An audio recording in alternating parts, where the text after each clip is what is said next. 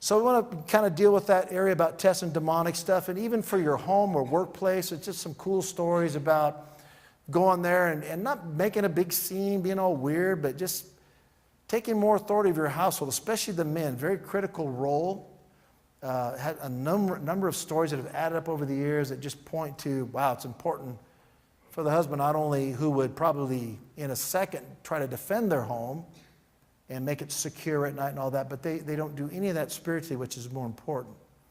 And just some ways of doing that and seeing some things change where you begin to look for fruit. Now, see, if you begin to see change and you do these interventions, you know it's probably spiritual. And then the question comes up for people, well, why would it be spiritual? Why me? Because we all minimize our significance as God's children.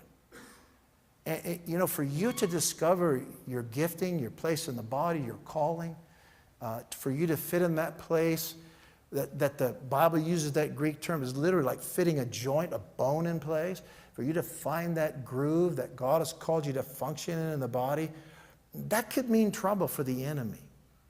You're more important than you think. You may think, I just stay at home and raise these kids. I go, oh man. How do you know those kids aren't super anointed for something and gifted? Most of the kids we see now as adults have been abused as little kids because they're gifted.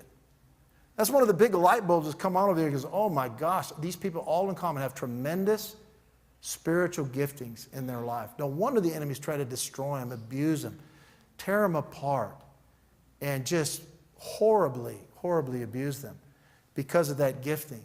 Because it's dangerous. Think about it for a minute. If you had sight, spiritual sight, to see what was going on in the kingdom of darkness, and you were confident in who Jesus was and knew your authority, I mean, the party's pretty much over.